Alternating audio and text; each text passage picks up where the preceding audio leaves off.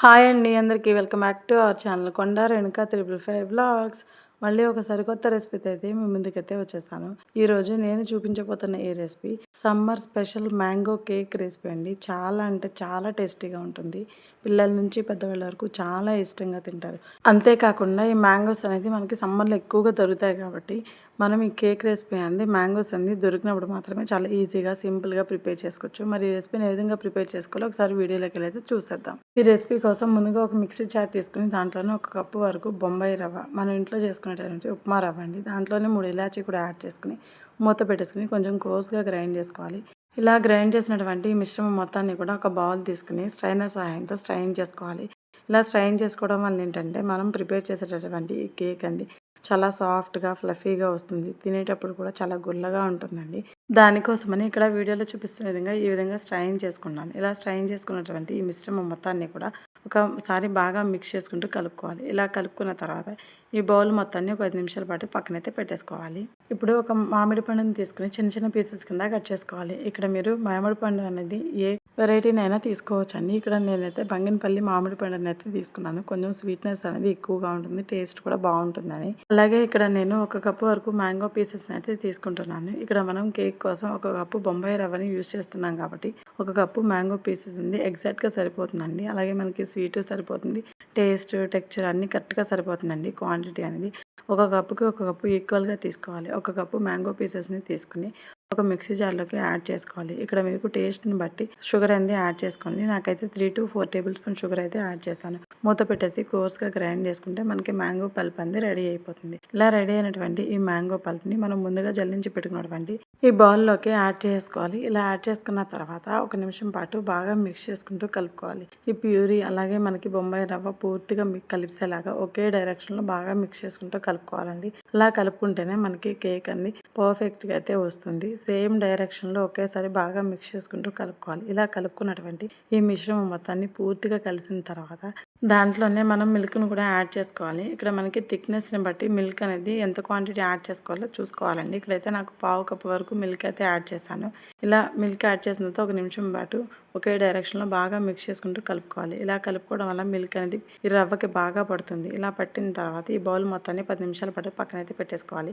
ఇక్కడ మనం బొంబాయి రవ్వతో ప్రిపేర్ చేస్తున్నాం కాబట్టి నానితే చాలా సాఫ్ట్గా అవుతుందండి. కేక్ కూడా చాలా సాఫ్ట్గా అయితే వస్తుంది. దానికోసమని 10 నిమిషాల పాటు పక్కనైతే పెట్టేసుకోవాలి. ఈ లోపు మనం కేక్ని ఏ బౌల్లో అయితే బేక్ చేసుకుంటున్నామో అదే బౌల్ని తీసుకుని 1 టేబుల్ స్పూన్ వరకు ఆయిల్ లేదా గీ వేసుకుని బాగా కోట్ చేసుకోవాలి. ఇలా కోట్ చేసుకోవడం వల్ల మనం బేక్ చేసేటటువంటి కేక్ అనేది అడుగునైంది అస్సలు అంటుకోదు. కేక్ అనేది కూడా చాలా ఈజీగా డిమోల్డ్ అవుతుందండి. దానికోసమే ఇలా కోట్ చేసుకుని పక్కనైతే పెట్టేసుకోవాలి. ఈ లోపు మనం ముందుగా నానబెట్టినటువంటి ఈ కేక్ మిక్స్ని మూత తీసి ఒకసారి బాగా మిక్స్ చేసుకుంటూ కలుపుకోవాలి. ఇలా కలుపుకోవడం వల్ల ఈ కేక్ మిక్స్ అనేది కాస్త స్టిక్కీగా అవుతుంది.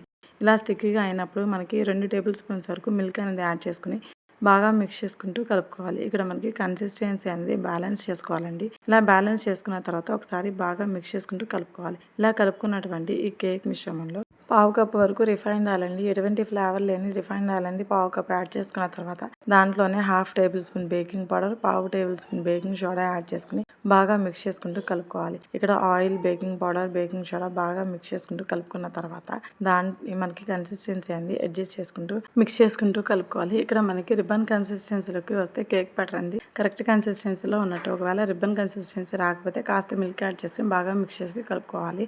అంతే అండి, మన కేక్ బ్యాటర్ అయితే రెడీ అయిపోయింది. ఇప్పుడు మనం కోట్ చేసుకున్నటువంటి బౌల్లో, అంటే కేక్ మనం ఏ బౌల్లో అయితే బేక్ చేసుకుంటామో ఆ బౌల్లోకి ఈ మిశ్రమం మొత్తాన్ని ట్రాన్స్ఫర్ చేసుకోవాలి. ఇలా ట్రాన్స్ఫర్ చేసుకున్న తర్వాత కేక్ మొత్తాన్ని కూడా ఈక్వల్గా ఉండేలాగా ఇలా స్పూన్తో కానీ గరిటతో కానీ స్పాచులా కానీ ఇలా స్ప్రెడ్ చేసుకోవాలి. మనం నార్మల్ కేక్ చేసేటప్పుడు కేక్ టిన్కి అడుగున ఆయిల్ కానీ గీ కానీ బటర్ కానీ అప్లై చేసిన తర్వాత మైదా పిండితో కోట్ చేసుకుంటాము. ఇక్కడ ఈ మ్యాంగో కేక్ అయితే ఓన్లీ ఆయిల్ కానీ బటర్ కానీ గీ కానీ అప్లై చేసి గ్రీస్ చేసుకుని సరిపోతుందండి. మైదా పిండితో ఏమీ కోట్ చేయాల్సిన అవసరం లేదు. కేక్ అయితే ఈజీగా డిమోల్డ్ అయిపోతుంది.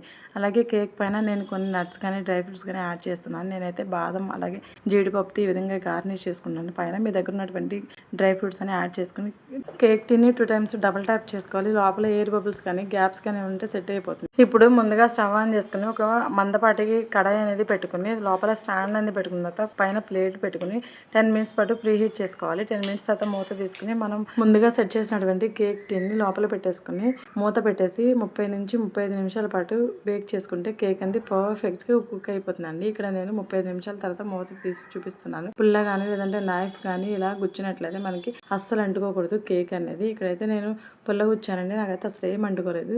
ఇంకా స్టవ్ ఆఫ్ చేసి కేక్ టిన్ అయితే కిందకి దింపుకొని చల్లార్చుకుంటున్నాను. ఇలా పూర్తిగా చల్లారిన తర్వాత ఒక నైఫ్ తీసుకుని ఎడ్జెస్ అనేది మనం లూజ్ చేసుకోవాలి. ఇలా లూజ్ చేసిన తర్వాత పైన ఒక ప్లేట్ బోర్లించి డిమోల్డ్ చేసుకున్నట్లయితే చాలా ఈజీగా అయితే డిమోల్డ్ అయిపోతుందండి. చూసారు కదా ఇక్కడ వీడియోలో ఎంత ఈజీగా డిమోల్డ్ అయిపోయిందో. అలాగే కేక్ కూడా చాలా పర్ఫెక్ట్గా అయితే వచ్చిందండి. బ్యాక్ సైడ్ మనకి కలర్ కూడా మంచి కలర్ అయితే వచ్చింది, మెరూన్ కలర్ టైప్. చూసారు కదా ఈ మ్యాంగో కేక్ అనేది చాలా సాఫ్ట్గా పర్ఫెక్ట్గా ఇంట్లో చేసినా చాలా ఈజీగా ప్రిపేర్ చేసుకోవచ్చండి. మనకి ఎక్కువగా సమ్మర్లోనే మ్యాంగోస్ దొరుకుతాయి కాబట్టి సమ్మర్లో దొరికినప్పుడే మ్యాంగోస్ది కేక్ అనేది ట్రై చేయండి. చాలా అంటే చాలా పర్ఫెక్ట్గా వస్తుందండి. నేనైతే ఫస్ట్ టైం ట్రై చేశానండి ఇంట్లో. చాలా అంటే చాలా సింపుల్గా ఈజీగా పర్ఫెక్ట్గా అయితే వచ్చింది. ఒకసారి ఈ రెసిపీని మీరు కూడా ట్రై చేయండి. దట్టు ఇప్పుడు మనకి మ్యాంగో సీజన్ కాబట్టి మ్యాంగోస్ అనేది ఎక్కువగా దొరుకుతాయి. మ్యాంగోస్తో చేసినటువంటి ఏ రెసిపీ అయినా చాలా అంటే చాలా టేస్టీగా ఉంటుందండి. అందరూ బాగా ఇష్టపడతారండి మ్యాంగో రెసిపీస్ అనేది. ఒకసారి ట్రై చేయండి. అందులోనూ మనకి ఇక్కడ కేక్ అనేది చాలా సాఫ్ట్గా ఫ్లఫీగా ఇలా నోట్లో వేసుకుంటే అలా కరిగిపోయేటట్టు ఉందండి. ఇక్కడైతే నేను కేక్ని మీకు కట్ చేసి కూడా చూపిస్తున్నాను చూడండి.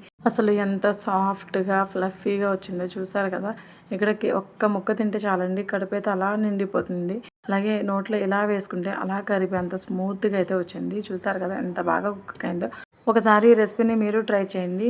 ఏ విధంగా కుదిరిందో కింద కామెంట్ సెక్షన్లో అయితే తెలియచేయండి. అలాగే నా వీడియో మీకు నచ్చినట్లయితే లైక్ చేసి షేర్ చేసి ఛానల్ని సబ్స్క్రైబ్ చేసుకోవడం మర్చిపోకండి. అలాగే నా వీడియోకి లైక్ చేసి హైప్ చేయండి. Thanks for watching. బాయ్.